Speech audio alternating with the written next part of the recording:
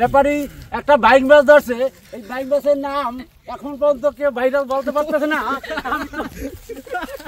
এটা চায়নার Mary China হিসাবে ব্যবহার করিবে সাইকেল ব্যাপারী। হ্যাঁ, দেখেন আপনারা দেখেন।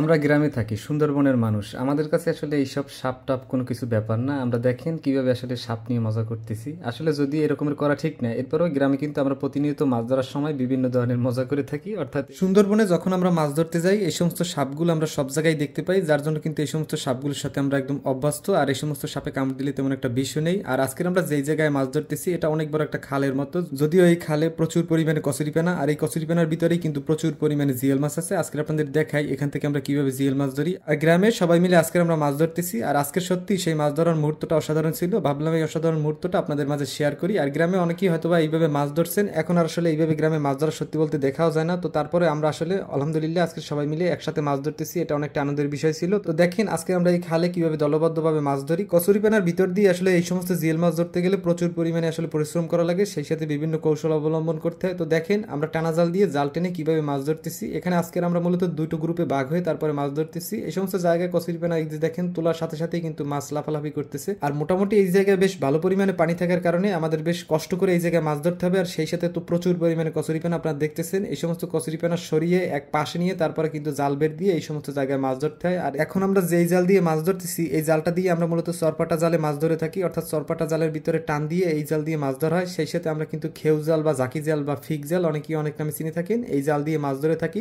দেখেন আমরা কিন্তু অলরেডি মাছ পাওয়া শুরু করছি। আর এটা হচ্ছে বেশ বড় সাইজের একটা টাকি মাছ। আর এই টাকি মাছটাই আমরা কিন্তু বলে থাকি চ্যাং মাছ। আর এই মাছ আপনাদের অঞ্চলে কি নামে পরিচিত অবশ্যই কমেন্টস করে জানাবেন। আর এই চ্যাং মাছ খেতে কিন্তু খুবই সুস্বাদু হয় ভর্তা করে। সেই সাথে এই টাকি মাছ বা চ্যাং মাছকে আপনারা কি নামে চিনে থাকেন অবশ্যই কমেন্টসে জানিয়ে দিবেন। আর দেখেন এখানে বেশ কষ্ট করে আমাদের মাছ ধরতে হইতেছে, অনেক পরিশ্রম করতে হইতেছে, কারণ প্রচুর পরিমাণে কচুরিপানা। তো এই জায়গায় যে শুধু টাকি মাছ আছে এমন না, এই জায়গায় কই মাছ, টাকি মাছ, শিং মাছ সহ অন্যান্য আরো নানা ধরনের মাছ আছে, কোরাল মাছ আছে। কারণ এই খালটা যেহেতু নদীর সাথে সংযুক্ত, যার কারণে কিন্তু এই সমস্ত জায়গায় জোয়ারের পানি আসে, যার জন্য কিন্তু আমরা এই সমস্ত জায়গায় নদীর মাছগুলো মাঝে মাঝে পাই। তো দেখেন জাল তোলার পরে আজকে আমরা এখান থেকে কি মাছ পাই সেটাই আপনাদের দেখাবো। আর এই সমস্ত মাছ ধরার ভিডিওগুলো দেখতে যারা পছন্দ করেন তারা অবশ্যই আমাদের সাথে থাকবেন, এবং সেই সাথে যারা এই ভিডিওটি আমাদের ফেসবুকে দেখবেন তাদের অনুরোধ করবো সুন্দরবন এবং আমাদের এই গ্রামের ঐতিহ্যবাহী ভিডিওগুলো দেখার জন্য অবশ্যই আমাদের সাথে থাকবেন। আর দেখেন এই সাপ পাওয়ার পরে আসলে কি কাণ্ড ঘটলো, এই সাপ নিয়ে আমরা বেশ ভালো পরিমাণে এই জায়গায় দেখলাম হুলস্থুল কাণ্ড ঘটে গেল। তো সেটাই আপনাদের একটু দেখাই।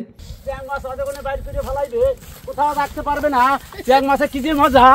একটা বাইক বাস ধরছে, এই বাইক বাসের নাম এখন পর্যন্ত কেউ ভাইরাল বলতে পারতেছে না।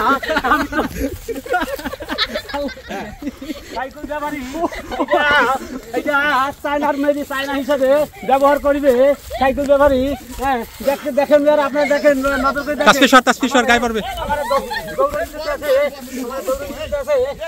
তো দেখেন এই জায়গায় আজকে আমরা মোটামুটি বেশ ভালোই দেশি মাছ পাচ্ছি। আর সেই সাথে কিন্তু সাপটা আমরা ছেড়ে দিছি, আর এই সাপটা কিন্তু নিজ গন্তব্যে চলে যাচ্ছে। তো এতক্ষণ যারা আমাদের এই ভিডিওটা কষ্ট করে দেখলেন সবাইকে অসংখ্য ধন্যবাদ।